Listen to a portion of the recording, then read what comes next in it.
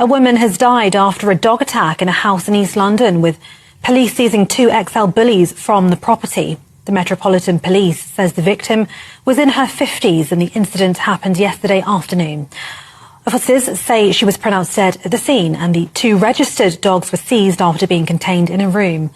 From the 1st of February this year, it became a criminal offence to own the XL bully breed in England and Wales without an exemption certificate.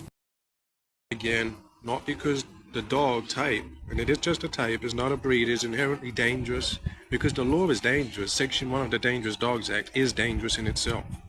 Let me explain why.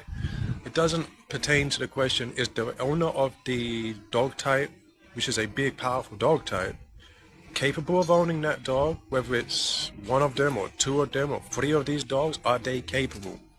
You don't have to be big, burly and strong to do that. You just have to have the dominance in energy to do it. You have to have basic knowledge of what a dog is and what it's capable of. They're predators just like us. If they have a moment of justification in their psychology, in their world, where they can use violence, they will use violence. The same as human beings.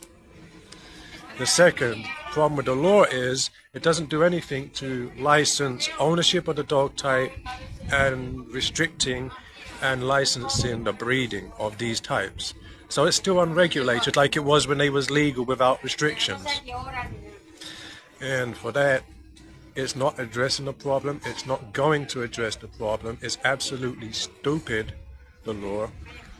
And then I have to say this, any law that is based on the failed ideas of the 1920s, 30s, 40s, such as eugenics,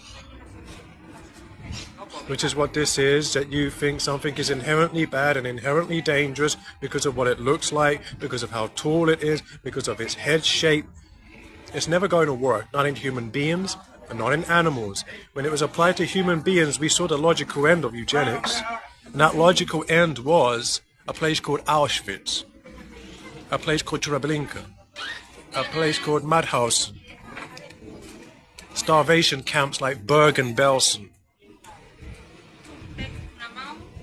These are profoundly un-British, anti-English laws.